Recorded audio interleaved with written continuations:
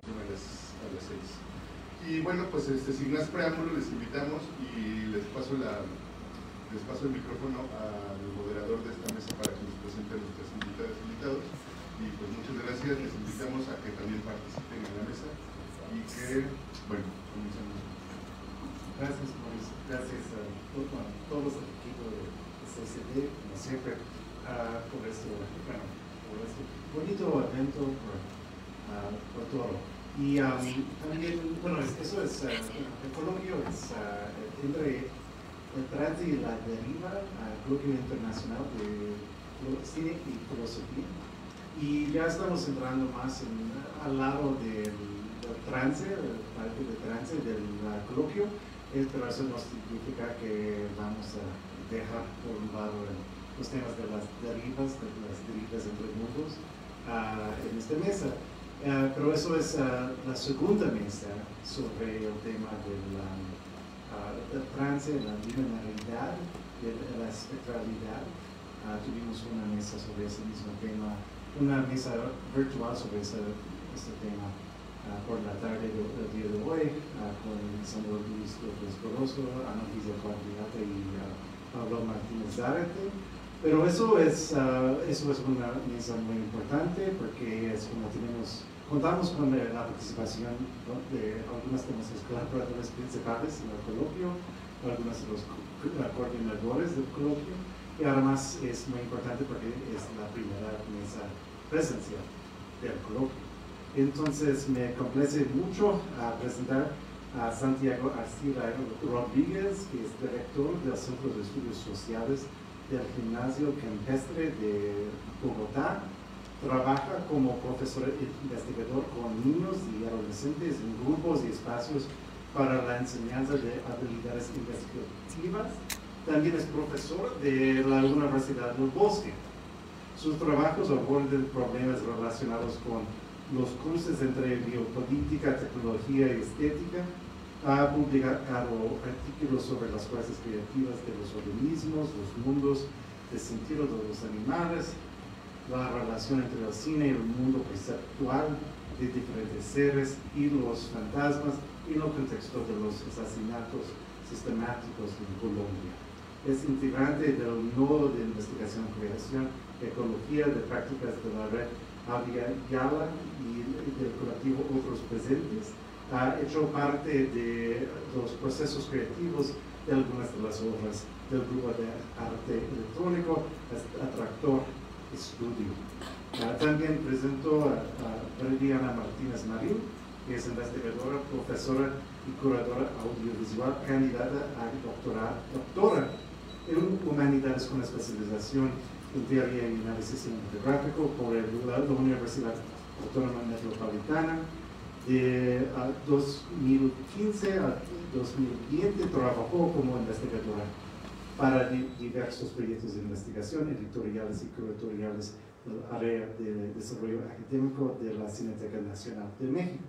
Actualmente es miembro del grupo de trabajo Salón de Cines Múltiples, así como quienes trabajan en Oaxaca para pensar con otros cines y otros campos dentro y fuera del arte.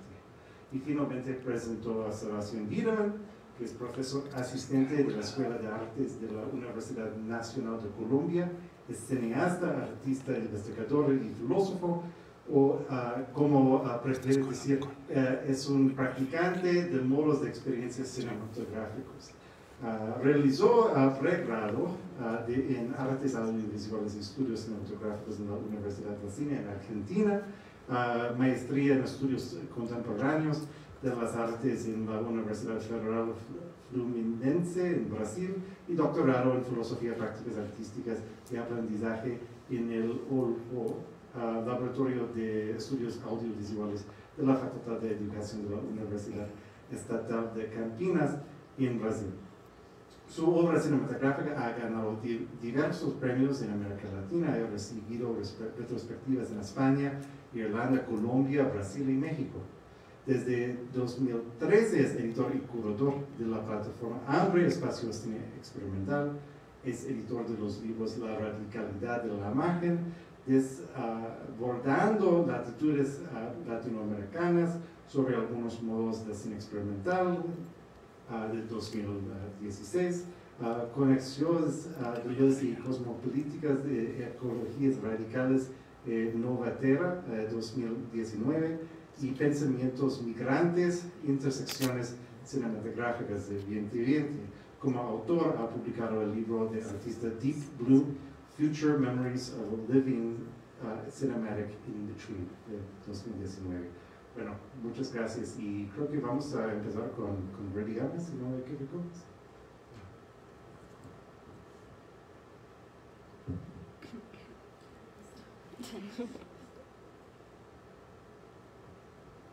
Hola, gracias por acompañarnos. Bueno, voy a iniciar con mi presentación. Yo voy a compartir un poco de lo que he estado trabajando en mi investigación del doctorado sobre cines liminales, sobre prácticas en el cine liminal contemporáneo de Latinoamérica y, bueno, desde un análisis posthumanista. Entonces, bueno, hay un apartado en el que yo trabajo esta noción de estética del trance y, bueno, voy a introducir también a esta noción que trabajo sobre cines liminales. Bueno, yo propongo pensar o hablar sobre cines liminales porque la idea de cine experimental ya me quedaba un poco problemática para abordar los problemas que estaba pensando o que estoy pensando en este momento. Entonces la liminalidad se me hace una noción muy pertinente y potente para hablar desde dos lugares en el cine. Uno es que lo liminal pues se relaciona con acontecimientos de transformación, con la ritualidad y con los procesos rituales que implican una cierta congregación o formación de campos sensoriales a través de las, bueno, o por medio de las audiovisualidades. Y bueno, y ahí es donde se dan o acontecen las experiencias corporales. Y en otro sentido, la liminalidad es para mí pues muy potente al pensar un lugar que no tiene límites, un lugar en donde las prácticas se encuentran, se intercambian y no hay una definición específica de lo que puede ser cine, sino que el cine se define a través de sus colaboraciones, a través de la invitación a participar de otras metodologías de la investigación, de otros saberes, y pues justo el cine liminal pues se potencia en esos procesos de la correlación. Bueno, yo al trabajar desde Oaxaca, pues también es algo que veo mucho para pensar en el cine liminal. Ahí las prácticas artísticas y las prácticas como con otros métodos de investigación que no hacen parte de un sistema academicista o que no hacen parte de saberes institucionalizados, pues potencian lo que puede llegar a ser el cine. Entonces ese es el sentido de liminalidad que encuentro cuando pienso en esto de los cines liminales. Y bueno, también como para problematizar la idea de cine liminal y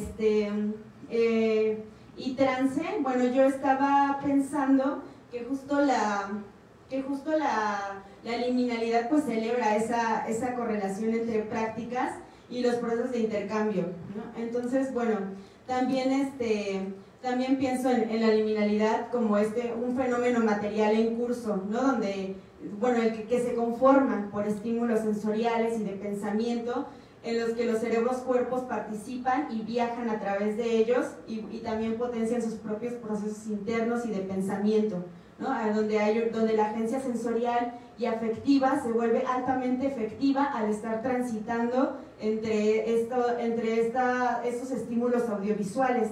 Porque en el cine experimental me interesaba mencionar que en el cine experimental muchas veces hay una aparente pasividad de lo que pueden llegar a ser los estímulos audiovisuales que se basan en la exploración material de los soportes fílmicos o del sonido o de las imágenes o del tiempo. Entonces me interesa mucho explorar pues el nivel de agencia que tiene en las corporalidades, el nivel político de agencia que tienen las corporalidades, esta exploración y experimentación material. Entonces, bueno, esto se relaciona mucho con el trance, porque cuando yo estaba leyendo los procesos rituales de Víctor Turner, hay una pequeña mención que hace sobre las pedagogías liminales, que son los aprendizajes que se tienen al pasar por un proceso ritual, que tiene varias etapas. Y no explora más allá Víctor Turner acerca de esta noción que plantea de pedagogía liminal, solo la menciona, ya he buscado en otros libros y no la he vuelto a encontrar, pero se me hace muy importante porque en realidad las pedagogías liminales se articulan de diversas maneras, porque para él, él propone que el ritual tiene una función, por ejemplo, política, restauradora, dinámica, ¿no? en las comunidades. Entonces, en este sentido, pues siempre hay procesos de aprendizaje porque hay un tránsito de una posición a otra. Entonces, ese es algo que también explorar, o que en el cine liminal, cuando las corporalidades pues transitan entre audiovisualidades, hay un aprendizaje, hay una suerte de pedagogía liminal que tiene que ver con la afectación de estas audiovisualidades. Y y justo trance pues significa eso, ¿no? Como tránsito, un umbral, ¿no? Entonces, luego estaba... luego estaba pues explorando a partir de liminalidad y trance esta noción de estética de trance. Sí, está muy inspirada en la estética del sueño de Glauber Rocha. Y para empezar, estética no la abordo, no la pienso como una búsqueda de la belleza, sino como su sentido más básico de experimentación, de experimentación sensible y de todo lo que una corporalidad puede percibir, ¿no? Desde ahí abordo la idea de estética, porque tiene otras connotaciones, como sabemos.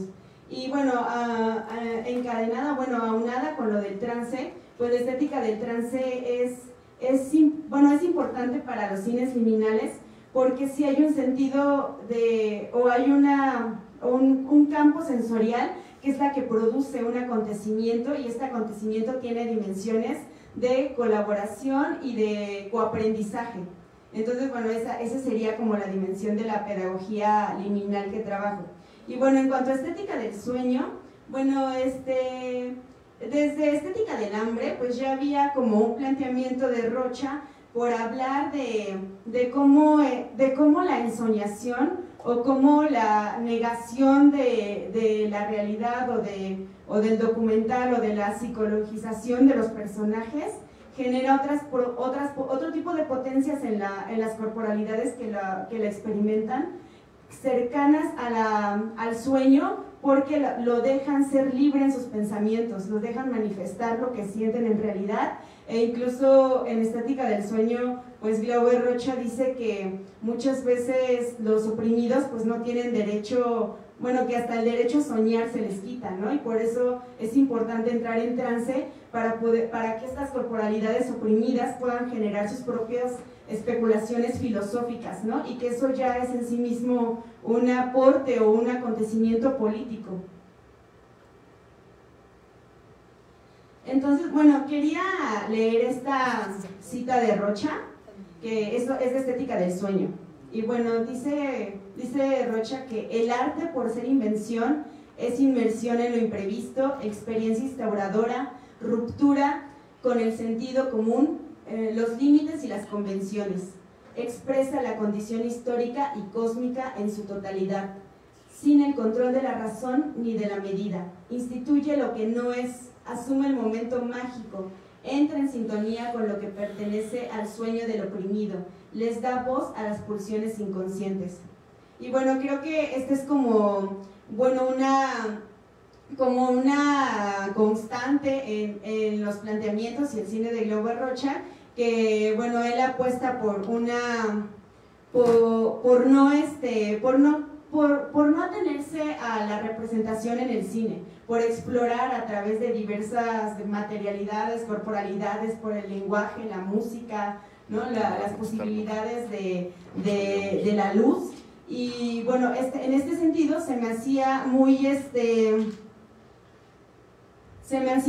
muy de la mano con lo que pasa con el cine latinoamericano experimental, ¿no? Entonces por eso de ahí retomo, de Glauber Rocha retomo la idea de la estética del trance, ¿no? Entonces bueno, el cine liminal entonces no solamente sería como una exploración material y técnica en cuanto a la experimentación, ¿no? con los dispositivos del audiovisual, sino que también es un espacio para experimentar y para invitar a otros a problematizar cuestiones históricas, étnicas y sobre formas de neocolonización y eurocentrismo, que es precisamente como las problemáticas que le interesaban también explorar a Glauber Rocha.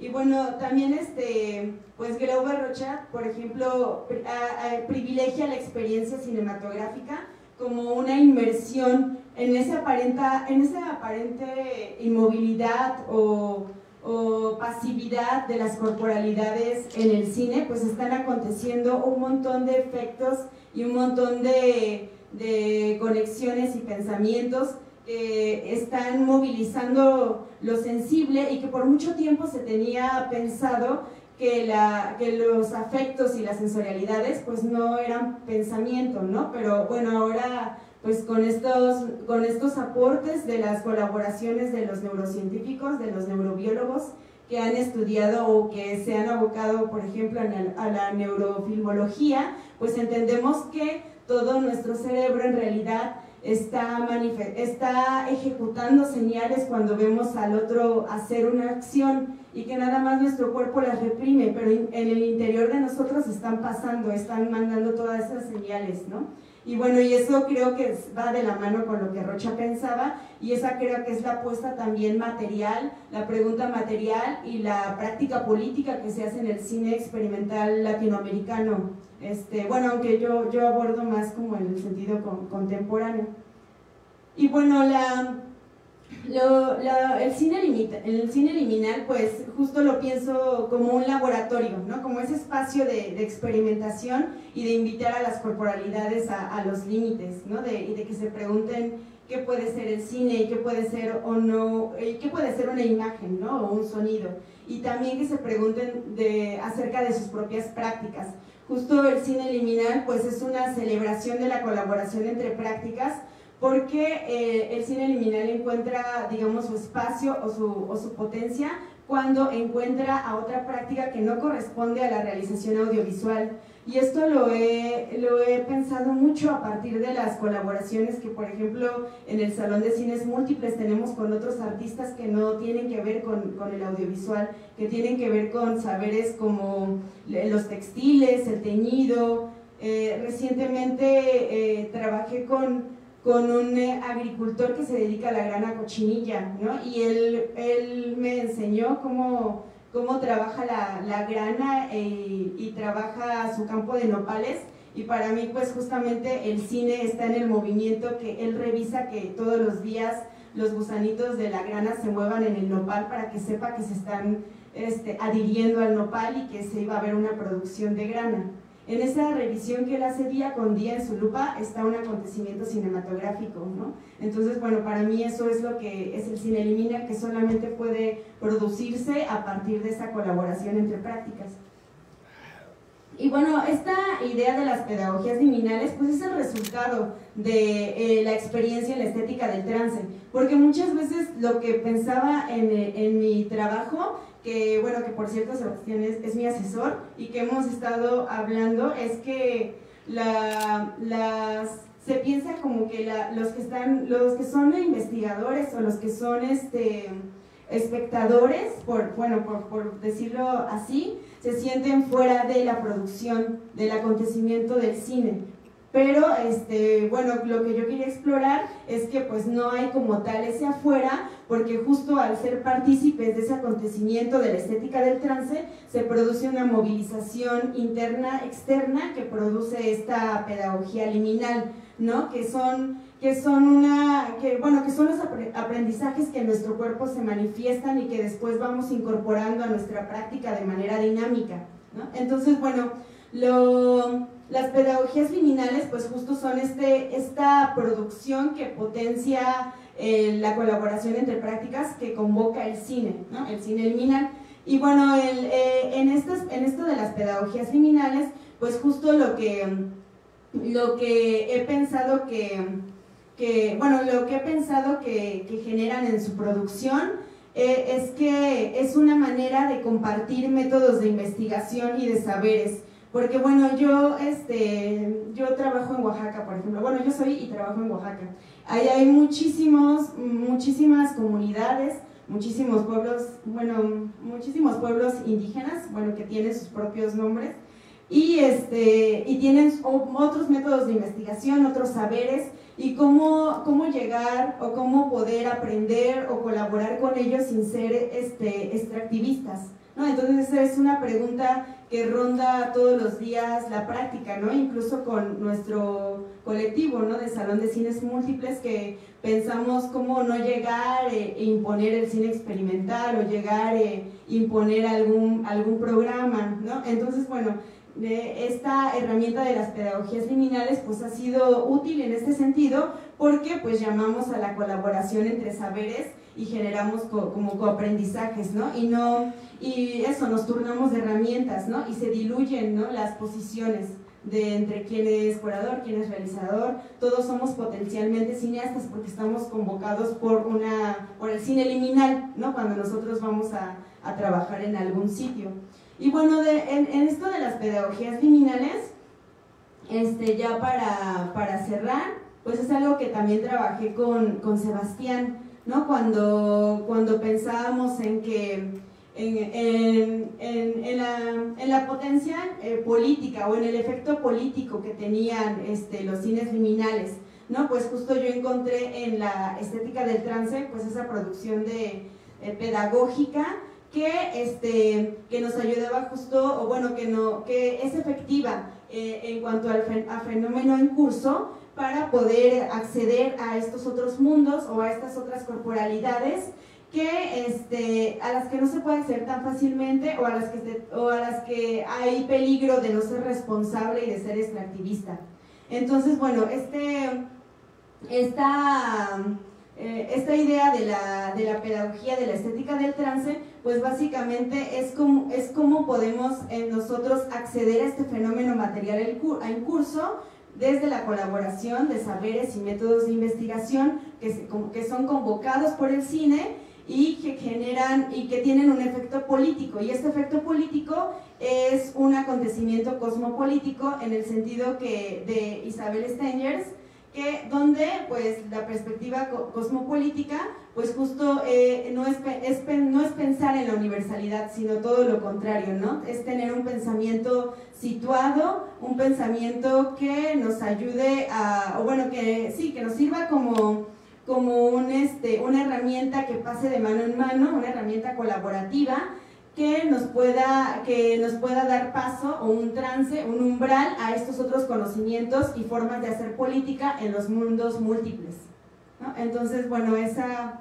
es como la idea de las pedagogías de la estética del trance.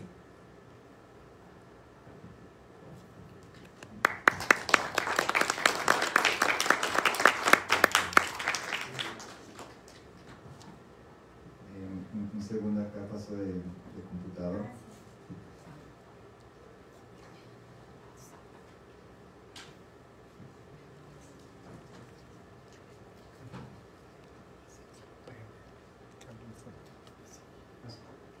Que hablen fuerte. Que se peguen bien el micro y que hablen fuerte.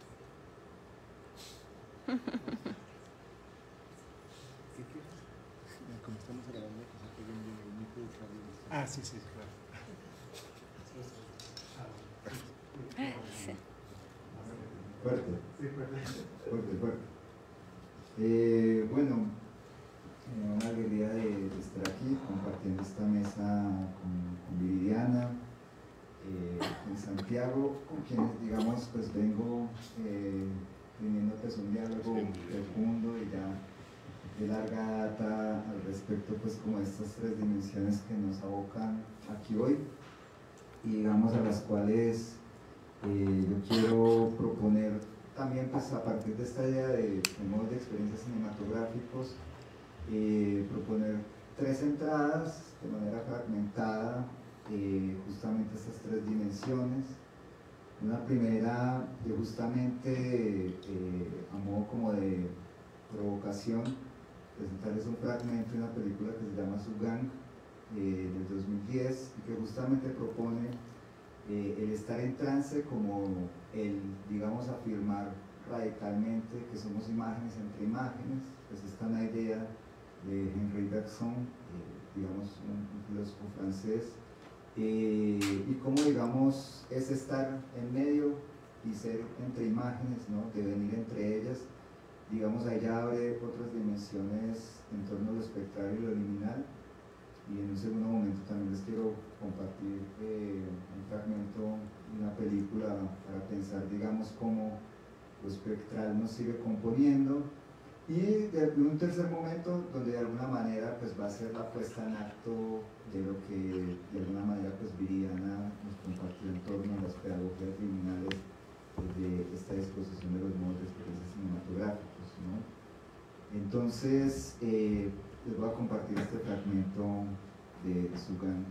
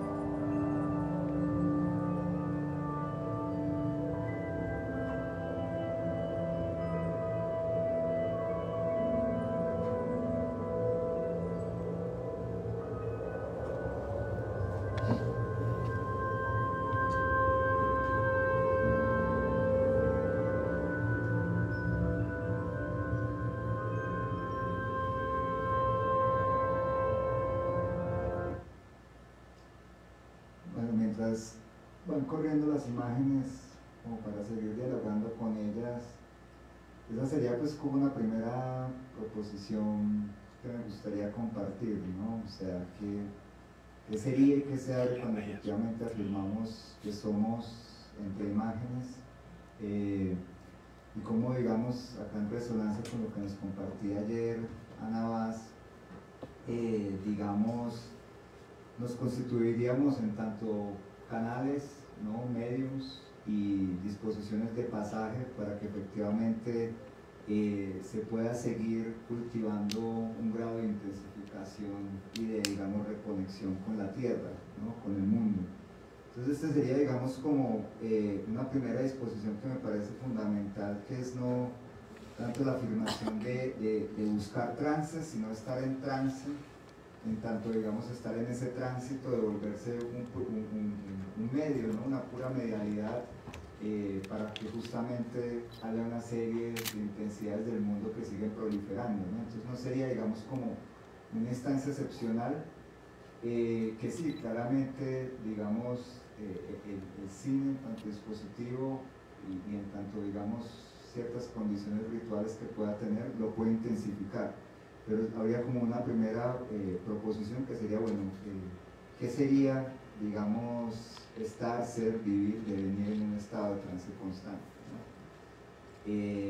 Esa sería, digamos, como una primera entrada que me gustaría, digamos, ofertar, ¿no? para esto que estamos acá discutiendo y compartiendo. Y digamos, una segunda sería justamente pensar la potencia del espectral como la proliferación de imágenes sin imagen, es decir, de imágenes que no representan y que están en constante estado de fuga. Y digamos, acá esta idea de constante estado de fuga también resuena mucho con lo que vimos en la mesa hoy a la mañana de las derivas afrodiaspóricas, pues porque sí, digamos, las invitadas nos ofrecían la posibilidad de pensar cosmopoéticas palenqueras, caboclas y como disposiciones de ofrenda espirituales, digamos, esta dimensión de un constante estado en fuga, como les mostraré pues, en un tercer momento, tiene que ver con, llamémoslo así, que serían estas cosmopoéticas desde una disposición cimarrona, ¿no? El cimarronaje. Entonces, como repito, ¿no? La potencia de lo espectral como la posibilidad de imágenes sin imagen, es decir, de imágenes que no representan y que están en constante estado de fuga y que permite poner en trance y en movimiento a la memoria, no como lugar de pasado, sino como un lugar de creación de porvenires, un porvenir que siempre es constante. Entonces, digamos, ciertamente esta apertura, como ayer nos decía pues, Roberto Romero, a partir del cine de los Machacalí, de qué sería hacer un cine con y para la tierra, ciertamente implica un descentramiento del humano. Digamos, quiero mostrarles un segundo movimiento donde justamente, a propósito de esto último que comenté, la memoria, y digamos de manera fragmentada desde que comenzó el coloquio, ¿no? Con Byron, ahí se viene tejiendo algo en torno de la memoria. Digo, la memoria no sería una condición privativa que estaría, digamos, en un contenedor que sería, digamos, la mente humana, sino que, digamos, como nos dice, por ejemplo, William James, pues la conciencia ya está en el mundo y, digamos, es algo contingente que venga a, digamos, habitar nuestra corporalidad, ¿no? Entonces la memoria está en el mundo y en ese sentido, digamos, a partir de un trabajo y esa memoria del mundo, ¿no? que va articulando esta dimensión espectral como pues, a partir de esta posible definición siempre provisoria y parcial de lo que les dije que entiendo por espectralidad. Digamos, quería pensarla justamente también a partir de una provocación que hace varios años me hizo Juliana Fausto, que también estuvo en el coloquio, que sería, bueno, la memoria está en el mundo, pero resulta que esa memoria, quien la conserva y quien la nutre es la selva, es el bosque, ¿no? Entonces habría una idea que sería, bueno, sí, como por ejemplo ocurre con los Yanomami de Venezuela y Brasil, si digamos acceder a la memoria del mundo implica, digamos, un nexo vegetal, ¿no? Constante y el propio ejercicio de, digamos, nutrir una noosfera implica nutrir una atmósfera que depende literalmente de los árboles. Si se acaban los árboles, digamos, se agota la memoria del mundo, ¿no? Y digamos, esa provocación ganó forma en un cortometraje que vimos antier, el miércoles, y que quiero, digamos, compartirles un fragmento del mismo.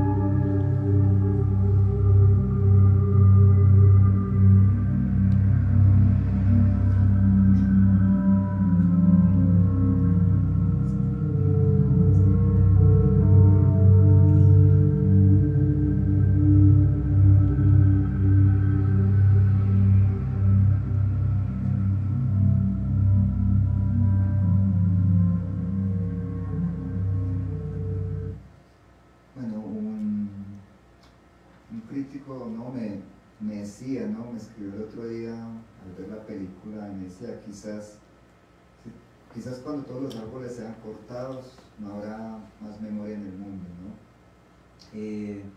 Digamos también acá es importante subrayar que este un trabajo de fan footage, ¿no? De material encontrado y que tenía que ver justamente con cómo, digamos, volver a poblar de una cierta cosmicidad y vitalidad las propias imágenes, ¿no?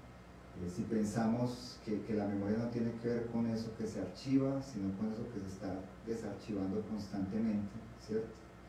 Me parece, digamos, que no es un dato menor, que es de alguna manera no estar, digamos, desarchivando estas memorias, que digamos no serían memorias personales ni mucho menos solo antropocéntricas, sino memorias del mundo, y como sobre todo si lo espectral es entendido como esa imagen siempre fugitiva o esa imagen sin imagen, ¿no? Pero que al mismo tiempo es lo que promueve un movimiento en el pensamiento, ¿no? y favorece ciertos movimientos de afirmación de la vida, digamos, pues esa potencia creadora, ¿no? De lo espectral junto a las memorias, junto a los árboles, ¿no? La memoria del mundo. Y preguntándome, digamos, para ya pasar pues a un tercer momento, como este tríptico, y que ahí, digamos, hay una resonancia directa con lo que propone Viridiana de las pedagogías liminales, digamos, es la pregunta por cómo seguir afirmando mundos a la luz, digamos, de los espectros, ¿no? Entonces, digamos, también desde una disposición, como dice, ¿no? Guattari, Félix Guattari, ¿no? De una disposición de un paradigma ético político, ¿no? De buscar una cierta eficacia en la relación de estos modos de experiencias cinematográficos. Vengo desarrollando en un barrio periférico de Medellín, en Colombia, un proyecto que se llama justamente Posesos, y que tiene que ver con ese gesto de la posesión, ¿no? Porque digamos que esta es una idea de posesión, y que tiene que ver con la idea de un devenir negro, ¿no? Como lo define Nubia Schiller, y un devenir cimarrón, como un proceso de antropología especulativa y reexistencia decolonial. Entonces, digamos, esta figura que vemos acá en pantalla, ella se llama Javiera Londoño.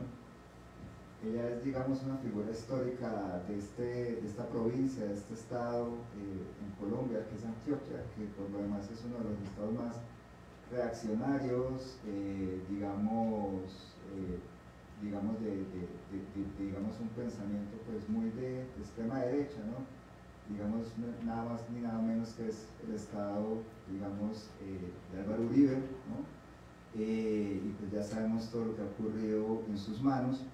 Entonces, digamos, Javiera Londoño es una figura de la colonia, una mujer hacendada justamente en un lugar cerca de Medellín, en el oriente antioqueño, que se llama El Retiro, y que justamente es uno de los lugares más ricos del estado, donde, digamos, el metro cuadrado para comprar las tierras de las más ricas, y tú vas allí y ves autos de lujo. Allí también están las tierras de Álvaro Uribe, y tú entras pues a un bar y ves fotos de Álvaro Uribe, ¿no?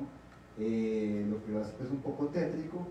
Entonces, digamos, en este contexto, y además de ser uno también de los departamentos, estados, provincias más racistas del país, tiene una figura un poco extraña, que es Javiera Londoño, y se supone que Javiera Londoño tuvo un gesto iniciático que fue, ella y su esposo no tuvieron herederos, y digamos, ella tenía el deseo de heredarle, digamos, a los sujetos esclavizados que convivían con ella, heredarles no solo sus tierras, sus minas de oro y aluvión, sino que darles la libertad, ¿no? A lo que, digamos, obviamente acá desde una interseccionalidad de género, pues la iglesia dijo, está loca, y naturalmente no dejaron que eso ocurriera, pero, digamos, y que también es una cosa, ¿no? Que ese es el gentilicio de los que viven donde yo vivo, que son los paisas, que ellos se creen, digamos, la mayor cosa del mundo, y digamos, ellos dicen que fueron, digamos, más pioneros que los propios haitianos, que la propia revolución haitiana. Entonces tú vas en la contemporaneidad a este pueblito y hay una escultura en la Casa de la Cultura de Javiera Londoño, donde ella, por ejemplo, está rompiendo cadenas, ¿no?, de un esclavo, como si eso hubiese ocurrido, ¿no? Entonces, digamos, es un estado donde se creen los primeros en todo, ¿no? Entonces, nosotros tenemos metro, etcétera, y digamos, también el proyecto surgió un poco, así como al final de la película de Culto dice la vergüenza de ser humano, pues acá sería la vergüenza de ser paisa, ¿no? Que es, digamos, esta condición básicamente de, digamos, lo que pues vendría a representar el neocolonialismo, digamos, más acérrimo en Colombia, y que, por ejemplo, de hecho, si uno va a la costa pacífica en Colombia, donde, digamos, vive la mayor de la población afrodescendiente, digamos, el paisa no es más que el colonizador que siempre va en una disposición extractivista, ¿no?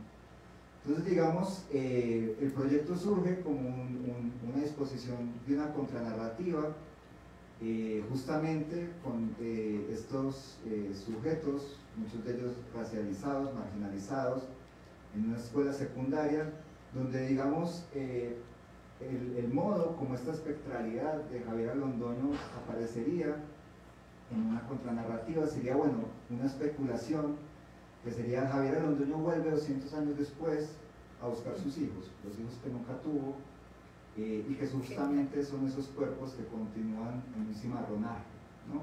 Pero, digamos, quiero compartir con ustedes esta procesualidad, porque desde esta perspectiva de modos de experiencias cinematográficos ya habría justamente toda una pregunta por qué implica hacerse a una nueva imagen, ¿no? ¿Qué implica justamente, que es necesario, ¿no?, para gestar una imagen, engendrarla desde los cuerpos singulares y activar con ello modos de experiencias cinematográficos, ¿no? Entonces, digamos, estos son chicos, ¿no?, como le llaman acá, de preparatoria, del último y penúltimo año antes de, digamos, potencialmente acceder a la universidad.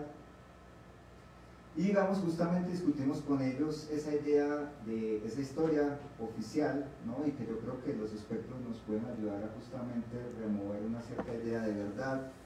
Y bueno, y acá ya van viendo pues cómo va resonando todo esto que Viridiana nos nombra por pedagogía liminal. Entonces, digamos, claro, estaría la historia oficial de Javiera Londoño, que es esa, ¿no?, una mujer más pionera que la propia revolución haitiana, solo que fue algo que nunca ocurrió, pero sí se perpetuó, digamos, una aberración, que es que ella, digamos, lo único que les pedía a estos sujetos esclavizados a cambio de la libertad era que regresaran cada año a rezar por su alma en una iglesia en el retiro, y eso, digamos, se convirtió en la contemporaneidad en lo que llaman la fiesta de los negritos, que es una gran abominación, donde, digamos, la población mayoritariamente blanca se pinta de negro, y por más que es, digamos, un pueblo, como les digo, profundamente reaccionario, se hacen pasar por negros en estas fiestas, ¿no? Entonces, la idea es justamente pues cómo a partir de estos estados, como diría Viridiana, liminales, pues abrir una contranarrativa justamente movida por esa fuerza espectral de Javiera Londoño, que de alguna manera abriría a que esa memoria siga siendo creadora, no como la perpetuación, digamos, de un efecto colonial, sino que sería, digamos, una contracolonialidad. Y así como, digamos, estos chicos empezaron a percibir la dimensión oficial y no oficial, hegemónica y contrahegemónica de la historia de Javiera, la idea es que justamente el proyecto de Posesos es como ellos entramos y lo definimos así, ¿no? Este es mi colega Daniel Cortés, con quien estamos liderando el proyecto, de justamente proponer una película ritual, donde, digamos, abramos esos estados de posesión, ¿no?, en los cuerpos a partir de autoficciones y de un proceso de co-creación, ¿no?, cinematográfico, donde la idea es justamente que cada uno de estos chicos, y eso es lo que ahora estamos haciendo, genera autoficciones desde esa disposición de un cimarronaje, de un pequeño, ¿no? Pues, acá no es el momento, digamos, como para dar una clase sobre cimarronaje, pero hay una distinción entre petit y grand, cimarronaje, ¿no? Y serían esos pequeños gestos de fuga, ¿no? Y que sería como ellos escapan a esa historia oficial, digamos, que un modo neocolonial les sigue imponiendo a estos pueblos, ¿no? Pero sí, digamos, justamente pasamos por esos lugares, ¿no? Obviamente todo un cuestionamiento en torno de la noción de blanquitud y de tolerancia, y digamos que es justamente, ¿no?, afirmar la propia vida al hacer otras imágenes de nosotros, ¿no? Pero la cuestión es, digamos, qué es lo que implica hacerse una imagen, porque, digamos, esto no es la simple realización de un guión, sino que son autoficciones, que la idea es que empecemos a ensamblar, y que estas autoficciones no tienen que ver, digamos, con una narrativa, sino mucho más con una performatividad de estos cuerpos. Y allí, digamos, pues un gran aliado y colega con el que he discutido en torno a este proyecto es un coreógrafo de Colombia, de justamente esta compañía que está sediada en Medellín, que es Sankofa Afro, cuyo coreógrafo pues es Rafael Palacios, y quería leerles este fragmento de él, ¿no? Ser un cimarrón que danza significa escapar furtivamente en la oscuridad de la noche para devolverle al cuerpo la libertad negada a través de movimientos que dan cuenta de sus propias raíces, incluso de aquellas memorias comunitarias que le precedieron antes de nacer, ¿no? Entonces, digamos, y acá cuento una anécdota brevemente que dice del procedimiento de qué es encontrar estas imágenes y colectivizarlas y hacer de ellas, digamos, toda una disposición de cómo esta memoria se hace colectiva. Y es una anécdota que me contó Rafael Palacios, que él justamente llegaba a Medellín con un bailarín de Tumaco, que queda en el Pacífico Sur de Colombia, y este bailarín pues necesitaba un lugar donde vivir, entonces ellos estaban buscando un lugar donde alquilar, pasaban por la calle y, digamos, como ocurre en todas partes, pues dependiendo de la región del país, las personas tienen diferentes acentos, y el acento de las personas del Pacífico o del Caribe es muy notorio, y digamos, pues para alguien racista puedes identificar, digamos, un acento en la voz con, digamos, una condición de racialización, pero como Rafael es del interior, no tiene ese acento, entonces él llegó, llamó y dijo: oye, estoy acá abajo, estamos aquí y nos gustaría alquilar el apartamento. Y el dueño le dijo: sí, estoy acá en el apartamento. Y el dueño dijo: me voy a asomar para abrirles, y cuando se asomó y se dio cuenta que eran negros, les dijo: ya está alquilado. En ese momento Rafael me dice que obviamente de la rabia lo que él deseaba era poder trepar el edificio y, digamos, ¿no?, arrancar el dueño y tirarlo por el balcón, pero, digamos, esta imagen se vuelve justamente en una figura coreográfica que en una de las piezas de Sankofa los bailarines están intentando subir una puerta que nunca la terminan de subir. Entonces, digamos, obviamente todos estos chicos tienen historias, y esas historias, esas autoficciones son las que hemos empezado a explorar, y la idea es justamente colectivizar esas imágenes y ir generando ese ensamblaje de estas imágenes entre ellos, y estas son, digamos, algunas imágenes que han empezado a aparecer, ¿no? Entonces, bueno, eso está en proceso, pero, digamos, algo que me interesa de esta dimensión de una película ritual, ¿no?, como gesto de posesión, y abrir, hoy Byron hablaba de ello, ¿no?, de abrir un pueblo por venir, como diría Deleuze, tiene que ver con estar en ese estado fugitivo, ¿no?, y cómo, digamos, esa alianza con los espectros que afirman la vida nos ayudarían a estar en ese estado fugitivo de cómo, digamos, nunca terminar de hacernos a una imagen que determine nuestra existencia, ¿no? Y desde esta perspectiva de los modos de experiencias cinematográficos, digamos, esto que es algo que me interesa mucho y que es una idea de Isabel Stengers, es la eficacia de las prácticas, que, digamos, en esta procesualidad, el fin último no es la película no es más que el vestigio de toda una serie de experiencias que estos cuerpos y, digamos, todas estas colectividades en las que nosotros también estamos implicados, digamos, empiezan a atravesar, ¿no? Entonces, bueno, quería compartirles esos tres momentos para pensar, digamos, qué sería estar en trance, en tanto ser pasaje, ser puro tránsito, para afirmar justamente esas imágenes que siempre se están formando, y cómo esas imágenes siempre están en obras, ¿no? esa idea, digamos, del peligro de no abrazar esta espectralidad y que, como les decía, quizás si perdemos el bosque, perdemos la memoria del mundo, y este tercer momento de cómo lo espectral en alianza con estas liminalidades y estas dimensiones pedagógicas pues pueden favorecer seguir afirmando vidas de esta, digamos, cosmopoética cimarrón. Entonces, un poco de eso para que ahorita discutamos.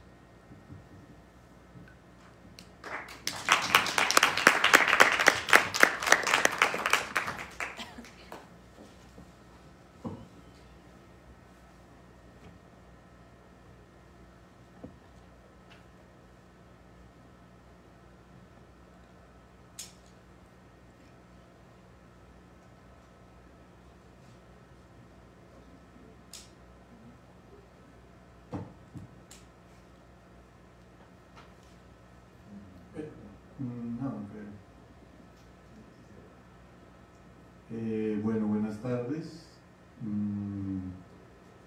Yo soy Santiago Arcila. Muchas gracias a la gente que estuvo detrás de la organización del coloquio y al CCD por abrir las puertas para que podamos hacer esta sesión también presencial. Bueno, lo que yo tengo para compartirles justamente tiene que ver con la memoria y justamente tiene que ver con la tierra. Digamos que las tres dimensiones que voy a intentar poner sobre la mesa y compartirles tiene que ver con una lectura sobre tierra, espectralidad y memoria. Hay un antecedente que me gustaría también comentarles. En 2020 yo publiqué un artículo sobre los fantasmas de los asesinados en planes sistemáticos en Colombia, ¿no? Sobre todo de líderes sociales, y pensar alguna forma de intentar construir de modo filosófico pero también práctico estrategias o alianzas con pueblos espectrales también, ¿no? Es decir, cómo transformar a la política en una política que además se entienda también como una política espectral, y cómo esto puede llegar a tener impacto incluso en el plano jurídico, ¿no? Eso está ahí, digamos. El segundo punto de esa investigación, que es en lo que he estado últimamente, tiene que ver con explorar qué quiere decir cuando distintos pueblos o distintas comunidades o personas afirman somos tierra. ¿Qué quiere decir eso? ¿Sí? Hay una polisemia de eso, puede querer decir muchas cosas. ¿Sí? Somos tierra se lo oímos a activistas, se lo oímos a comunidades indígenas, y parece que no hay, digamos, una unidad en esa identificación geológica, ¿no? Somos tierra, ¿en qué sentido? ¿Qué es la tierra? ¿Sí? En ese campo, ¿no? de la pregunta por la tierra, voy a compartirles algunas ideas que están en curso y están, digamos, las estoy trabajando, en donde el cine o cierto cine tendrá un lugar importante. Voy a ir leyendo y espero pues me disculpen, voy a intentar no ser muy, por dicho, entonar bien y demás. La preocupación política por la tierra es una preocupación que actualmente se escenifica bajo la pregunta acerca de qué tierra queremos habitar, cómo conseguirlo, qué lo impide, quiénes lo impiden. Dentro de este campo, ¿qué quiere decir tierra? ¿Qué sentido tiene la frase somos tierra? ¿Qué tipo de imágenes emergen dentro de esta identificación geológica? Ese es el punto. Como han hecho ustedes dos también, la palabra trance proviene del latín transire, transitar, transportarse, cruzar, pasar por encima, y los múltiples significados de entrada, relacionados, por ejemplo, con el umbral, con el portal, con el canal, ¿no? Con esto presente, podríamos decir, dadas las condiciones de catástrofe ambiental de la actualidad, que la Tierra se encuentra en un trance particular. ¿Sí? La Tierra está pasando por un tránsito particular en la catástrofe climática. Según el consenso científico, la Tierra está pasando por un umbral crítico de origen humano, el capitaloceno, lo llaman algunos, cuyos síntomas, los síntomas de este trance de la catástrofe ambiental son la sexta extinción, la ebullición climática y todos sus antecedentes y derivados políticos. Las imágenes del trance, el planeta está experimentando un trance, está transformándose de un modo crítico. Este trance de la Tierra, llamado catástrofe ambiental, parece no tener vuelta. Y el puerto de llegada, según los pronósticos científicos, no es muy alentador. En este panorama, y este es el punto que quiero subrayar, me interesa que dirijamos la atención a un hecho particular. Como sucede en todo trance, la descomposición, recomposición y proliferación de imágenes no se hacen esperar. En todo trance se producen, se destruyen y se transforman imágenes. ¿Cuáles son las imágenes que se producen en el trance de la Tierra? ¿Cómo seguir sus rastros, sus lógicas, sus metamorfosis? Las imágenes del trance de la Tierra las vemos todo el tiempo en las tecnologías y reportes científicos, en las noticias en los celulares y televisores, en las exposiciones en los museos. Cada vez más hay exposiciones sobre el desastre climático, las otras especies. Esas son imágenes de ese trance. En los documentales, en las plataformas, en las manifestaciones, en las calles también podemos ver esas imágenes, y por supuesto en el cine. Se trata de una taxonomía aún por hacer, ¿sí? Alguien que se encargue de orientarnos en ese mare magnum de imágenes. Dentro de todo este conjunto de imágenes del trance de la Tierra en medio de la catástrofe, me interesa traer hoy algunas de aquellas que se producen cuando el material rocoso, la química atmosférica, la desaparición de especies, los fósiles y la aceleración de la muerte remueven nuestra organización perceptual. ¿Sí? Es decir, todo el movimiento geológico de la catástrofe ambiental también termina moviendo nuestra manera de percibir y pensar. Y abren, en ese movimiento, abren la experiencia a un espacio que voy a llamar como el espacio de la tectónica espectral de la Tierra, o el espacio espectral de la geología. ¿Sí? Ese es el punto. En medio de la catástrofe, nuestro universo y nuestro aparato perceptual se desorganiza, o algo irrumpe, y en algún momento nos sintonizamos con eso que sería una especie de geología espectral. En la situación actual, la historia geológica ha saltado a primer plano. ¿Sí? Todo el tiempo nos hablan de lo que le está pasando a la Tierra, a los animales, etc. La memoria y los potenciales futuros de la Tierra han empezado a irrumpir en la política, el arte y la teoría. Se ha vuelto también una moda, y lo podemos decir igual tranquilamente. Se habla de que la geohistoria y la historia humana ya no podrán volver a separarse. Ante nosotros está ya una realidad muy antigua. La vida, aquello que consideramos como lo más íntimo e incomunicable, en realidad viene de un pasado profundo. Nos ha sido transmitida como un virus. Es una vida impersonal que compartimos con nuestros antepasados, con los espectros de los que ya no están, que son a su vez los antepasados y los fantasmas de las plantas, los hongos, los animales y que es también una vida que se remonta a la química, los minerales y los cristales que hacen parte de las relaciones de la Tierra con el Sol. ¿Sí? Cuando, por ejemplo, Emmanuel Kocha en Metamorfosis sugiere un experimento y le dice, ¿cuántos años tiene usted? Entonces yo digo, no, yo tengo 33 años. ¿Y su mamá a qué edad lo tuvo? Entonces digo, mi mamá me tuvo a los 30 por ahí.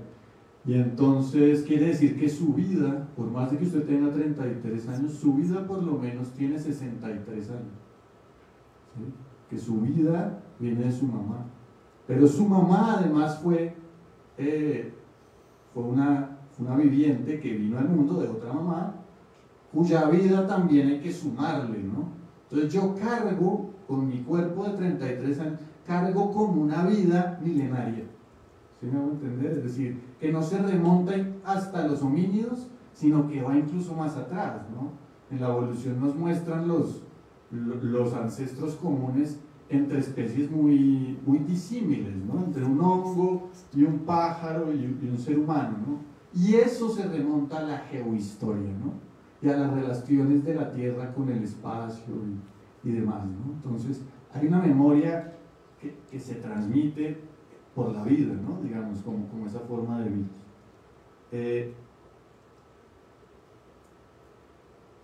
La vida dentro de nosotros, pero nosotros también dentro de la vida.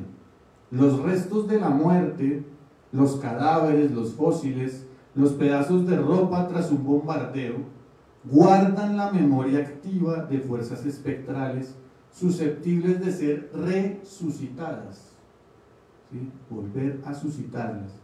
Cuando los estratos se mueven, ¿sí? Los espectros se despiertan, podríamos decir. Miren esto tan bello que va en el mismo sentido. Dice el paleontólogo Neil Shubin, paleontólogo, dice, hemos visto que al interior de nuestro cuerpo y de las demás especies hay conexiones con toda una colección de animales y criaturas salvajes. Si sabemos cómo mirar, dice el paleontólogo, nuestro cuerpo se convierte en una cápsula de tiempo. Al abrirse, nos habla de momentos fundamentales de la historia de nuestro planeta y un pasado muy remoto en los océanos, arroyos y bosques de la antigüedad. Los cambios en la antigua atmósfera se reflejan en las moléculas que permiten a nuestras células cooperar para formar cuerpos. ¿Sí? Un cuerpo mismo ya es una cápsula de tiempo que carga con una historia milenaria, ¿no? Interesante aquí tiene que ver, y que me gustaría subrayar, es si sabemos cómo mirar, ¿no? Hay como un tacto que es el que permitiría cuidar, ¿no? O acceder a esas existencias menores o a esas virtualidades que están, digamos, en el cuerpo de una planta, en el cuerpo de un fósil. Si sabemos cómo mirar, también las rocas y los restos nos transportan a otro tiempo. Apichatpong Weerasethakul comenta en una entrevista a propósito de Memoria, la película filmada en Colombia, comillas, cuando viajé a Colombia tuve que repensar la forma como me acerco a la memoria y muy de la mano al cine. En Tailandia, donde he hecho todas mis demás películas, yo usaba mi propia memoria o la memoria de mis conocidos para pensar una historia, para crear un relato audiovisual. Aquí me tocó operar de otra manera. Mi memoria era insuficiente, por eso tuve que absorber las memorias de otros.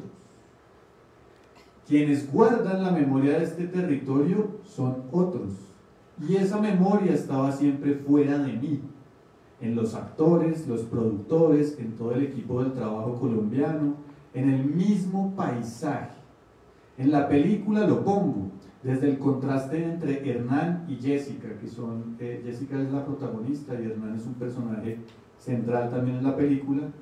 Dice, lo pongo en términos de discos duros y antenas. Hernán lo recuerda todo, ¿no? es un gran disco duro, no tiene posibilidad de olvidar nada, ¿no? Es una persona que aparece en la película en un momento de trance profundo de las imágenes y de todos en medio de la sala, porque no puede olvidarlo, ¿no? Él es como un disco duro. Y Jessica es como una antena que se deja atravesar por otras voces y recuerdos que están fuera de ella, pero que ella hace suyos, ¿no? Jessica es este personaje que a medida que avanza la película empieza como a vaciarse y a llenarse de la memoria que está en el espacio, ¿no? En los espacios que habita. Dice Huerazetacul, en Colombia yo fui la antena. Esa es la razón por la que el film tiene una forma tan libre, por eso tiene la forma de un contenedor. Es un gran recipiente que absorbe y acumula sonidos, luces, recuerdos, voces y paisajes. Hasta ahí Huerazetacul. En la película, Jessica, la protagonista, progresivamente siente que se está enloqueciendo. Su hermana está enferma y se especula que pudo haber sido hechizada por la gente invisible, un pueblo aún no contactado del Amazonas. Las orquídeas con las que trabaja Jessica también están enfermas, al parecer por la acción de bacterias y hongos. Jessica no puede conciliar el sueño porque escucha de forma sorpresiva en su interior un sonido que ella describe como una bola enorme de concreto que cae en un fondo de metal rodeada de agua de mar. Bang. Y después se encoge. Es terroso, metálico, redondo. Es como un rugido desde el centro de la tierra, dice ella. A medida que transcurre la película, vemos que Jessica entra en un estado particular de trance. Comienza a percatarse de manera gradual de una serie de intensidades que reverberan en los sitios que visita. Sin proponérselo, Jessica accede a los recuerdos que permanecen en un estado virtual y pueblan las capas espaciotemporales de los lugares que atraviesa. Los recuerdos son a su vez las trazas, imágenes activas de una memoria exterior, una memoria extendida, que aglutina en un mismo plano de interacción la historia de la Tierra, los organismos y las culturas. Es como si se encontrara asediada y en su cuerpo resucitaran los espectros de la historia de la guerra, la migración de las especies, la colonización, la transformación de los territorios, la memoria en nosotros y nosotros dentro de la memoria también. En un momento de la película en el que Jessica y Hernán se encuentran, Hernán le explica que no puede olvidar y dice, comillas, ya hay muchas historias, como en esta piedra, como una piedra. Sucedió hace mucho tiempo, dice Hernán, pero las vibraciones de los sucesos quedaron pegadas en esta piedra. Las piedras, los árboles, el cemento, ellos absorben todo. También puedo sentir las vibraciones guardadas en el cuerpo, recordar lo que comió, el clima de todos los días. Sería muy buen paleontólogo el tipo, pero... En el caso de memoria, podríamos decir que en algún sentido el trance de Jessica se produce por un trance de la Tierra, ¿sí? No es un trance de ella sola encerrada en una psicologización individual y es su patología y son alucinaciones, no. Está accediendo, digamos, a una especie de realismo de una memoria exterior, ¿no? Que proviene del trance de la Tierra, en el que se liberan imágenes y voces activas de los cadáveres, de las cosas y las vidas. La Tierra se transforma en la transformación activa de sus espectros y estos en la de ella. En una tierra donde caminan las especies directo a la desaparición, donde los pueblos se aniquilan, la precarización crece y los suelos se destruyen, ¿no estamos acaso, como sugiere Juliana Fausto también, en una tierra donde caminan los muertos en vida, donde se siente por anticipado la propagación de los fantasmas de los que ya no están. ¿Sí? Nosotros somos fantasmas por venir también, ¿no? Estamos viendo hacia allá. La espectralidad que la película pone en escena sugiere un tipo de geología muy cercana a la planteada por el artista Robert Smithson cuando habla de una sedimentación de la mente o de una geología abstracta, o incluso, siguiendo a Jussi Parikka, a una geología. La geología es una geología que debe entenderse siempre como una psicogeofísica. ¿Qué quiere decir esto?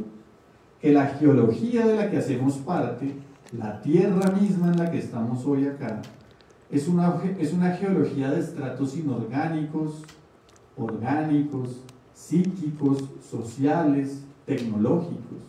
¿Sí? Nuestros territorios existenciales hacen parte de una geología que va de los sentimientos y proyectos vitales al núcleo incandescente de la Tierra. En ese espacio y de forma transversal se extienden las capas tectónicas donde los espectros circulan. Nosotros somos tierra para los espectros, si se quiere. Es en este sentido que podríamos decir que somos tierra. Ni entidades independientes con una naturaleza diferente al suelo, a las piedras y al aire, y por consiguiente paradas sobre un suelo que es materia bruta y naturaleza muerta. Así no.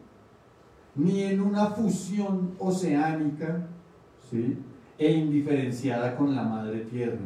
Así tampoco. Ni separados ni absolutamente absorbidos, la tierra se hace y se deshace, se desterritorializa y se reterritorializa en el hacer y deshacerse de las actividades de los minerales, los vegetales, los hongos, los animales, los cerebros humanos y sus culturas. ¿Qué formas de política de la tierra se abren desde una geología de estas características? ¿Qué alianzas con los espectros pueden crecer para la lucha por las condiciones de existencia y desaparición?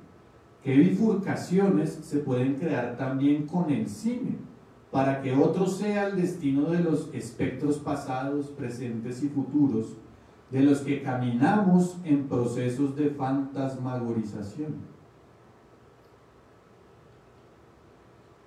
Y bueno, para cerrar, Jessica y Hernán acceden a lo que quisiera llamar como un necroarchivo abierto, compuesto de objetos que son ya materia moviente y que cuentan, como diría Avi Warburg, una historia que se puede ya considerar fantasmal en el sentido de que el archivo es considerado como un vestigio material del rumor de los muertos.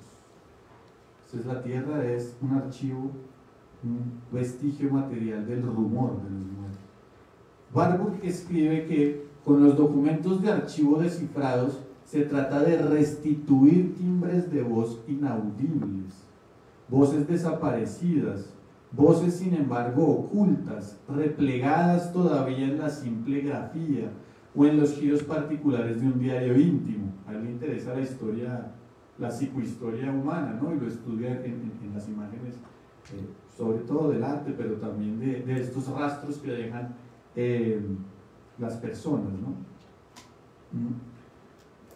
Warburg hablaba de un constante delinear las rutas migratorias, las arterias que corren por la sustancia corporal de la memoria, porque al fin y al cabo la memoria es una sustancia que se hace presente, es decir, cobra forma en las imágenes mentales y materiales, así como en los documentos de la cultura. Pero podríamos pensar con Jessica que ella opera, como si seguimos con la idea de Warburg, como un sismógrafo que detecta, conserva y acumula y transforma los sutiles cambios de una memoria que no se restringe a la que queda guardada en los objetos de manufactura humana, ¿no?, sino del espacio espectral de una geología en ebullición. Ella accede, como decía Sebastián hace un rato, a una memoria más que humana.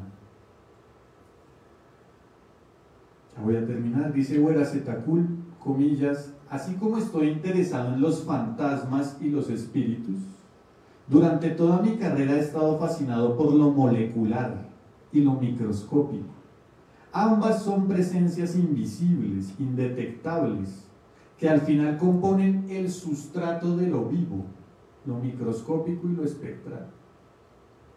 Como fui criado en el animismo, en una cultura como la tailandesa que habla y convive muy de cerca con el reino espiritual, que se pregunta constantemente por los espectros que componen el mundo natural y que animan los cuerpos, desarrollé de forma casi inmediata un interés por lo atómico, por los seres minúsculos que componen todo.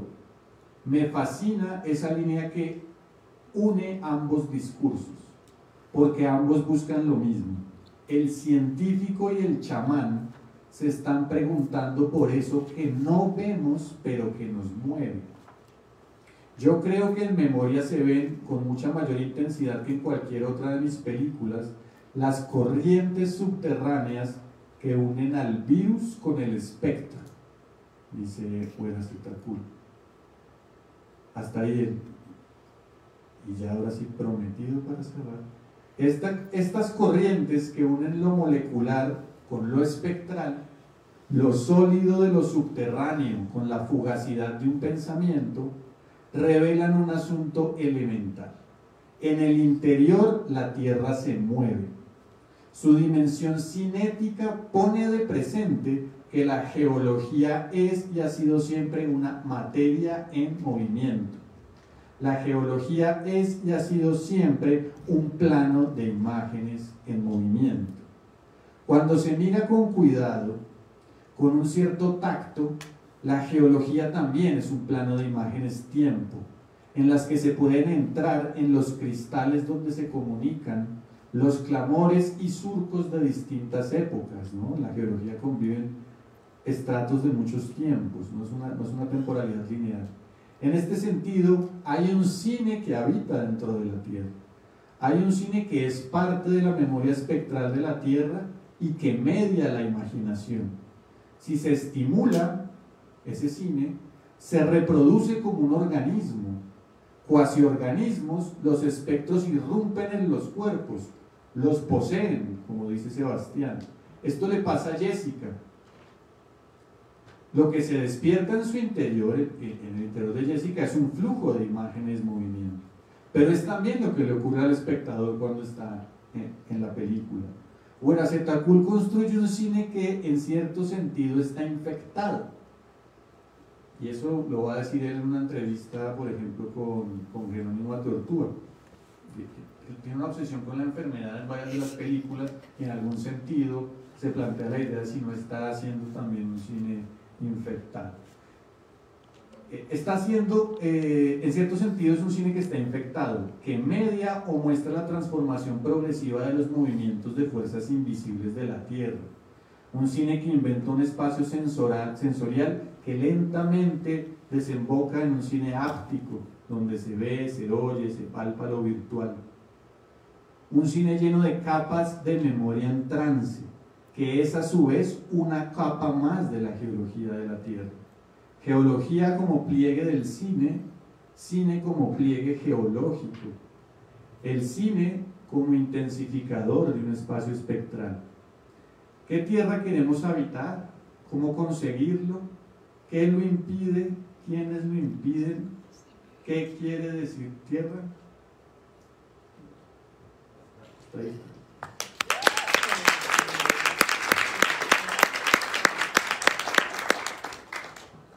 Muchas gracias. Esos fueron excelentes y me gustaría, intentar articular un par de observaciones y una pregunta y luego podemos abrir el espacio al público. Es que, una cosa con respecto a la charla de Santiago, es que sí, es como, si pensamos en mitos sobre el cine, la idea de que, el mito de cine total de Bazin, por ejemplo, es como mitos de que conectan el cine con deseos primordiales, ese tipo de cosas. Podríamos pensar en como las sombras en la caverna de Platón. Es decir, mitos que conectan al cine con nuestros aspectos como espectadores, que también tienen una conexión con espectadores. Pero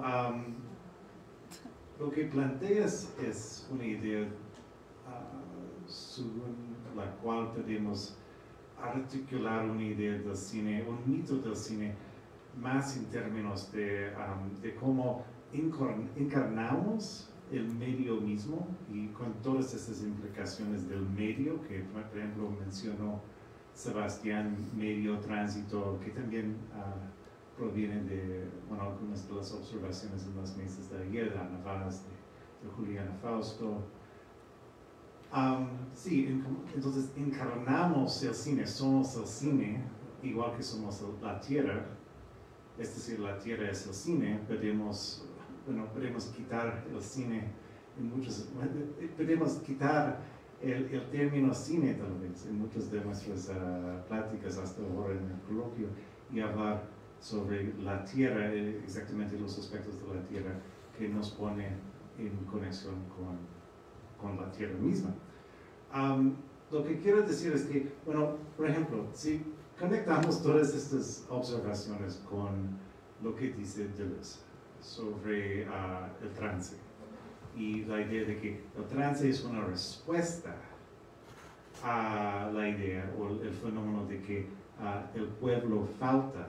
Algo que se me ocurrió durante tu plática, Santiago, es que, por ejemplo, hoy en la tarde, yo dije, entonces el trance es una manera de crear un nuevo pueblo.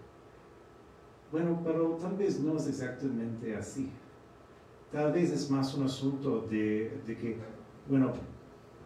ya que el pueblo no existe más, o falta el pueblo, es como ahí abre la posibilidad de una forma de comunicación que es más subpersonal, inconsciente, es decir, es como esas formas de conectar, de comunicar, de transitar con la tierra sobre las que hablas. Es decir, no es como el pueblo no existe más o no tenemos un pueblo como existía antes y el trance es una manera de reemplazar ese pueblo con un nuevo pueblo. Es más bien, es como, tal vez es una manera de leer Deleuze. Es como el trance habla directamente, habla con nuestros aspectos de nosotros que están más conectados con la tierra. Mi otra pregunta es como una pregunta dirigida más a Freudiana. Es decir, es como al impartir este material de Glauber Rocha a estudiantes, he encontrado problemas. Porque, por un lado, tenemos el Glauber Rocha de la estética del hambre. Y por otro lado, es como, y es más de la época de su escritura y trabajo cinematográfico de Tierra en Trance, como una diferencia de 2 años entre este texto, La estética del hambre, y la película Tierra en Trance. La estética del sueño es de 71 y es una autocrítica por parte de Glauber Rocha, es una crítica a su propio texto, La estética del hambre, por ser demasiado racionalista.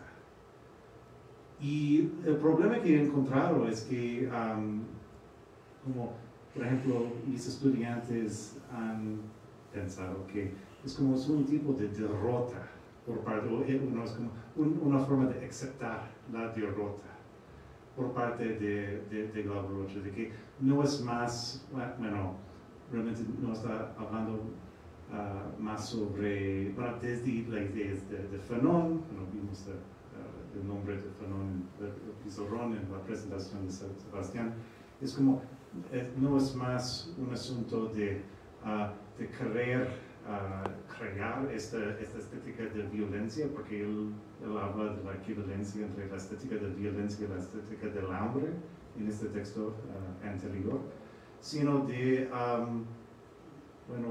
caer en los sueños. Entonces, ya que hablaste desde la estética del sueño, puedes contarnos un poco más sobre, por ejemplo, en breve, ¿cómo es que la estética del sueño no es una estética del pesimismo en lugar del optimismo revolucionario que encontramos en la estética del hambre? Entonces sí, es como son, supongo, mis dos preguntas, y no coincidentemente una tiene que ver con Deleuze y otra con Bauer, pero sí.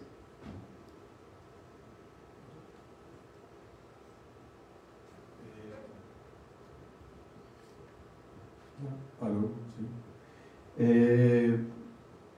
Sí, me llaman, pues de hecho hay una cosa que definitivamente no aparece en lo que yo traje, pero que está ahí y va a ser necesario como elaborar de una manera más pausada y como consciente, y tiene que ver con la dimensión del futuro.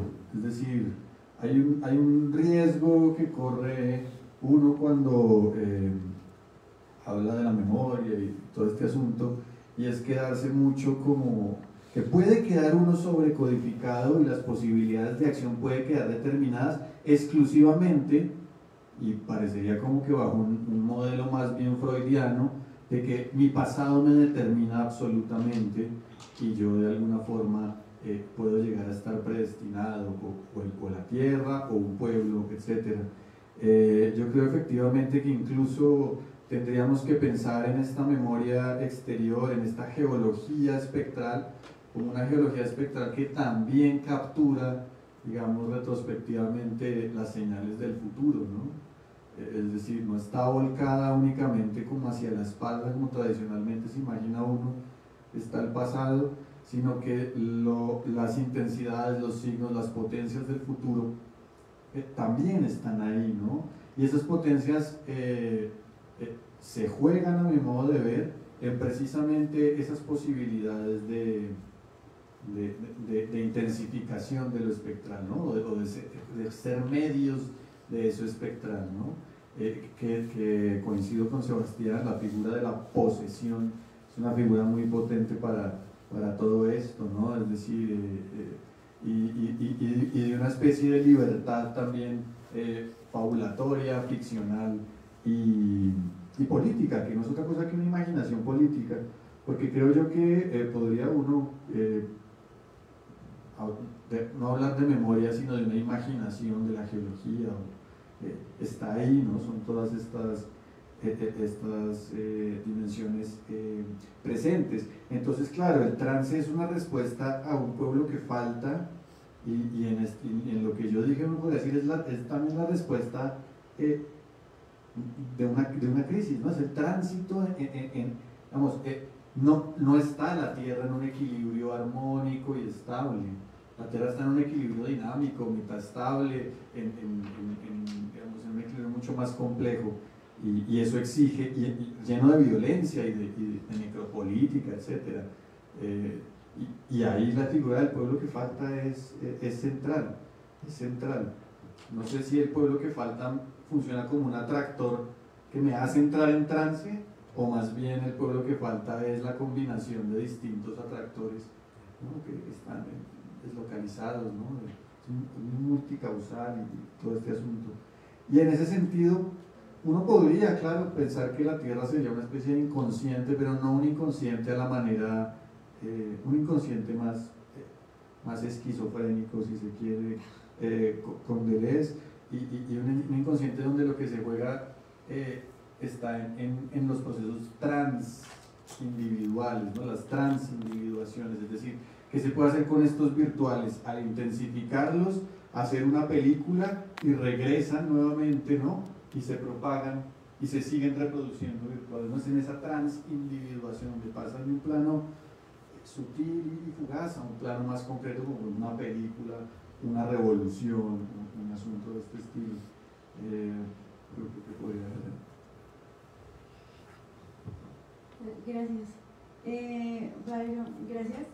Pues yo pienso en realidad que si pensamos en el contexto exclusivamente de Glauber Rocha y la estética del sueño, creo que es, bueno, para mí es un poco notorio que él vuelve a escribir y a reflexionar sobre un sentido utópico o sobre el fin de la revolución. Pero yo no lo retomo desde ese sentido, porque incluso me gusta lo de la derrota, porque creo que, por ejemplo, ahora, no sé, ahora que he estado más en contacto con un pueblo en Oaxaca que se llama San Baltasar Chichicapa, ¿no? Ahí me llama mucho la atención cómo hay sentimiento de derrota en el pueblo, claro, porque las mineras, la sobreexplotación de la tierra para la siembra de magueyes y que al mismo tiempo se está secando, pero a la vez todas esas negociaciones de cómo resolver esa derrota se dan a través de quién va a ser el próximo mayordomo, porque hay muchos mayordomos y también, por ejemplo, se va a celebrar los 50 años de la telesecundaria y todo ese espectro de derrota es necesario vaciarse en los sueños, ¿no? Y esa estética de sueños es altamente, bueno, una celebración altamente política, porque sin esas negociaciones como que no es posible hacer que la comunidad avance, porque no es posible que la alegría, o sea, no dejan que la alegría se agote, porque en todo proceso de derrota justamente tiene que haber un proceso de ensoñación. Y también ya no me gusta asociarlo con la utopía por la carga filosófica y occidental que tiene, porque para los pueblos, muchos pueblos, al menos en Oaxaca, hay un ciclo, todo termina y todo renace dinámicamente, ¿no? Incluso, por ejemplo, en San Baltasar Chichicapan, que son zapotecas, de herencia zapoteca, ahí el calendario zapoteca, por ejemplo, el 28 de febrero es digamos, el año nuevo en el calendario zapoteca, y el 21 de diciembre, coincidentemente con el solsticio, es el fin. Ahí se conmemora el nacimiento del mundo y por tanto el fin de la obscuridad. Como que a mí lo que me llama la atención de la estética del sueño, pues es esa potencia política de la ensoñación, y me gusta mucho que no tiene que ver con la realidad, porque para toda negociación política se necesita alejarse un poco de la realidad, y creo que las celebraciones y el disfrute y el goce y el trance que, por ejemplo, dan las fiestas, pues es un sentido de renovación política, y de ahí como que lo pienso a Rocha. También imagino que podrías decir que es como la lectura de Rocha en términos de una derrota es como depende de una idea, decirlo estrictamente de qué es un sueño, es como una idea individualista y dualista de qué es un sueño. Entonces es como si es como las posibilidades sobre las que hablas cuando tienen que ver con una idea del sueño que es, bueno, justamente colectiva y bueno, podríamos decir materialista también.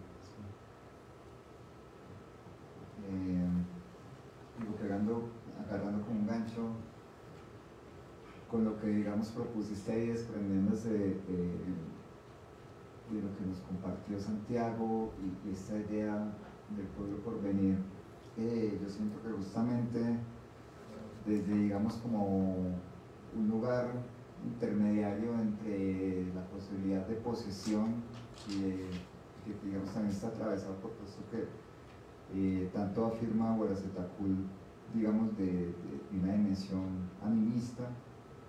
Yo creería que justamente si pensamos la memoria como el cúmulo o la suma de imágenes, ¿no?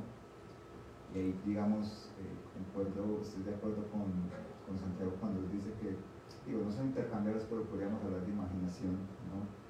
Y que ahí la memoria es muy diferente a la rememoración, ¿no? que creo que muchas veces como que entendemos por memoria rememoración y no como ese cúmulo de imágenes.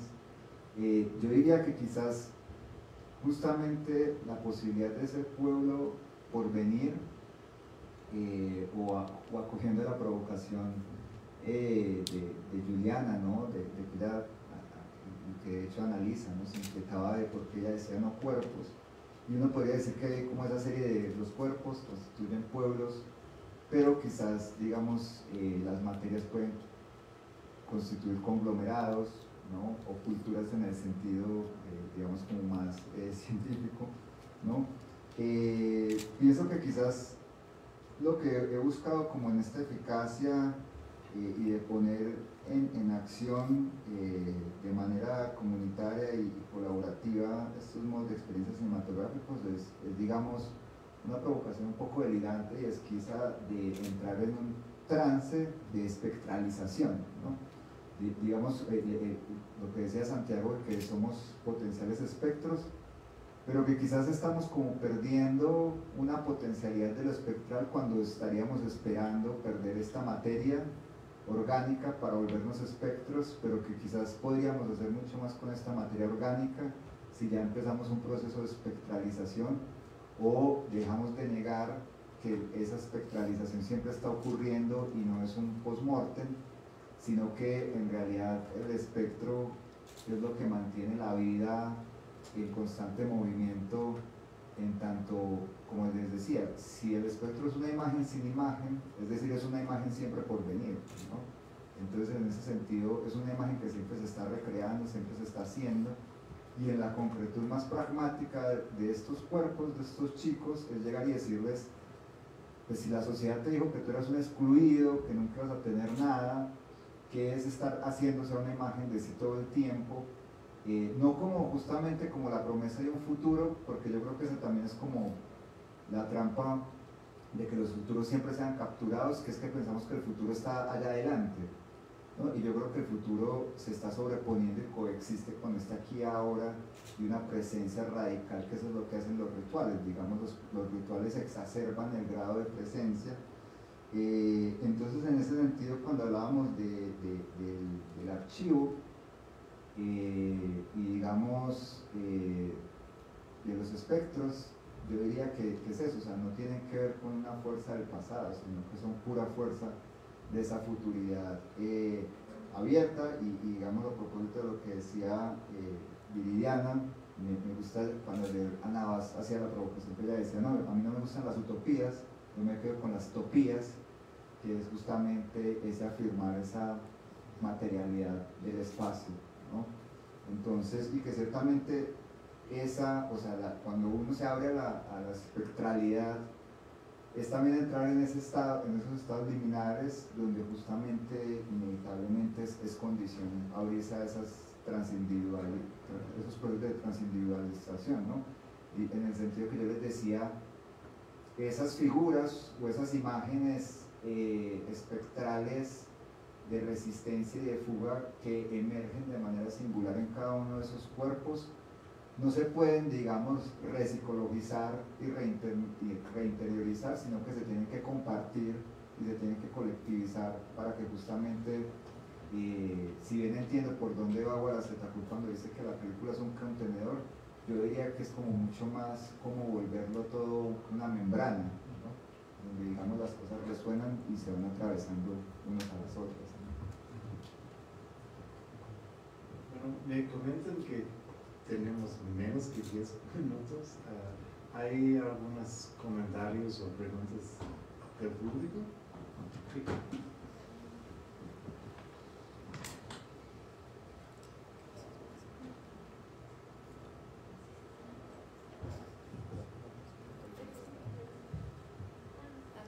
Pensé que había alguien antes. Pero voy a intentar hacer una pregunta porque creo que fue muy inspirador y complicado entender exactamente algunas cosas. Pero me movió muchísimo lo que decías, Santiago, sobre las imágenes del colapso, ¿no? Entonces yo estaba pensando, yo hago cine y justo ahorita estoy haciendo un proyecto y pensaba mucho como cómo se ve este colapso, y ahora que hablabas de la paleontología también me pareció muy lindo, porque ahora pienso que los cineastas somos como paleontólogos en el presente, buscando restos del pasado y del futuro al mismo tiempo y dándole sentido a este colapso que estamos viviendo, ¿no? Entonces justo en esa lógica y pensando que ustedes hablan mucho de la naturaleza, ¿no? Y del trance, como que yo ahora me pienso mucho en qué pasa con las imágenes digitales y no quiero, o sea, nombrar redes sociales, creo que es como que lo aplasta, pero siento que hay algo ahí como una especie de clave en pensar ese trance desde lo digital mezclado con la naturaleza que quisiera pensar que tal vez nos puede ayudar a salir de esta enajenación de alguna forma. Entonces nada, como que quería saber si ustedes tienen algo como hacia ese lugar, porque creo que habemos gran parte de la gente, del cotidiano, de los citadinos tal vez, que estamos atravesados todo el tiempo con esta digitalidad, ¿no? Que tiene que ver con un consumo de imágenes hechas justo para comunicar, pero también para asustar, y que hay una mezcla muy loca, que puedes ver una imagen de un niño en Gaza aterrorizado y luego ves un chiste, ¿no? Entonces como que a mí hay algo ahí que siento que tengo que encontrar una manera de combinarlo con esa naturaleza y con ese que nombrabas ahora, Sebastián, con una presencia radical, que yo quisiera saber de qué manera como descubrir, y no sé cómo, y quería saber si podíamos platicarlo.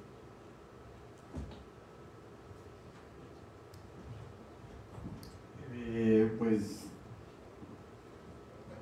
no estoy seguro si puedo como dar muchas luces sobre el problema, pero digamos que pensando en la dimensión política de la circulación de las imágenes en estos dispositivos, ¿no? Que son otros medios, ¿sí? Las redes sociales, celulares, tecnologías incluso de propagación, ¿no? Y de intensificación de ciertos mundos también, ¿no? Lazarato habla que la publicidad y el mercado, antes de crear un producto, crea un mundo al interior del cual queremos vivir, ¿no? Y esos mundos también se intensifican, se propagan, y luchan de alguna manera también por la atención, ¿no? Y por un espacio dentro de nosotros, ¿no? Como el mundo entra, pero al entrar nosotros entramos también en él, ¿no? Como instalarse en la imagen de alguna forma de vida, de algún tipo de hábito de consumo, no sé. Y ahí hay todo un ejercicio de poder tecnológico, ¿no? Hay toda una cosa de tecnopolítica que se mueve alrededor de la modulación de las imágenes, de las rutas o de los espacios por los que se le permite a uno editar, por ejemplo, una imagen, intervenirla, ¿sí? Porque pues dicen, sí, todos somos ahora fotógrafos y editores y producimos imágenes, pero igual lo hacemos en un rango que es el que permite la interfaz o el aparato tecnológico, ¿no? Y entonces habría en ese sentido la idea o la pregunta que estaría, digamos, ahí también es cómo liberar, ¿no? Cómo liberar esos mundos, cómo entrar ahí en esa especie como de contienda entre imágenes, ¿no? Entre la vida de unas imágenes del mercado, de unas imágenes, por ejemplo, ahorita en elecciones políticas en Colombia, en Argentina, no sé si acá también están, también es impresionante. Entonces, pues, y digamos, el uso que hacen de la imagen, de los ritmos de la imagen, de las o sea, de todo un conocimiento que uno podría decir cinematográfico hasta un punto, del diseño audiovisual, ¿no? de ese espacio común donde compartimos e interactuamos. Y sin embargo, aún en las redes y en estos espacios que parecerían cárceles, según lo que acabo de decir, hay todavía potencialidades de intervención, de subversión. Yo no creo que pase el asunto como por asumir una postura tecnofóbica donde diga no más la digitalidad, pues no tiene ningún sentido, ¿no? Pero quizás es el sentido que se anclaría más cerca a lo que hemos dicho, por lo menos a lo que yo dije, tiene que ver, por ejemplo, con pensar en clave de una geología de los medios, ¿no? De una geología de la digitalidad. Eso yo creo que te permite, o le permite a uno rastrear las trayectorias y las fuerzas que vibran en una imagen digital, por ejemplo, ¿no? Y la historia de la explotación y la historia de los materiales, creo que rehistorizando y anclando la digitalidad como un estrato más de toda la imagen que se ancla incluso en los minerales de la tierra, o sea, la imagen que vemos se ancla en los materiales también de la tierra. Luego hay una dimensión geológica de la digitalidad más, no sé, propagandas de carros o de lo que sea. Creo que puede ser por ahí explorar ese tipo de acercamientos como para ver esos puentes y ver qué se puede hacer. No sé si funciona ok. Claro, o sea, como que yo pienso en qué podría ser ese colapso en relación a las imágenes. Digamos, de hecho es algo que yo he conversado con Viridiana, pero que digamos por fuerza de hábito, digamos uno no anda como con esas precisiones quirúrgicas, pero digamos yo no confundiría las visualidades con las imágenes, ¿no? Y las visualidades son todos estos efectos que consumimos, o sea, todo lo que se da a ver, ¿no? Pero digamos, como les decía, las imágenes tienen que ver más como con esa dimensión espectral y fugitiva que siempre está en Constitución. Entonces yo lo que te diría es que, o sea, todo esto que podríamos encapsular dentro de la idea de cultura visual y que estarían ahí los estudios visuales, creo que el problema es que estamos en un colapso porque se han sedimentado y digamos no logramos abrir otras temporalidades justamente para navegar estos estratos geológicos, sino que estamos estáticos porque digamos lo que hace esta cultura visual capitalista, neocolonial, es digamos robarnos el tiempo e instaurarnos en un eterno presente en el cual digamos entramos como en un loop infernal donde las cosas parece que se mueven pero no se mueven, y ese es el colapso, ¿no? O sea, como que nos deja sin, o sea, realmente, esta es la paradoja, lo que llamamos imágenes, o sea, el exceso de visualidades nos deja sin imágenes, o sea, nos deja sin la posibilidad de imaginar otra cosa por venir diferente, ¿no? Entonces sí, yo creo que la cuestión no es, como dice Santiago, entrar en una tecnofilia, porque es que lo más peligroso es que esas imágenes no están fijas en el Instagram, están fijas en tu cabeza. Y luego entonces hace con que justamente no entres como en ese estado de lo que yo proponía de la espectralización, sino que, digamos, Instagram te va momificando paulatinamente y te va, digamos, como chupando, ¿no? la vitalidad, ¿cierto? O sea, como este sobreexceso de visualidades, ¿no? Entonces yo lo que creo es que resistir a ese colapso que es la sobresaturación de visualidades nos dejan paralizados. Ese es el colapso. O sea, el colapso ocurre cuando las cosas dejan de moverse, ¿no? O cuando uno fuerza que se muevan de una manera que no deberían moverse. Digo, uno no escucha los movimientos que proponen con la propia tierra, ¿no?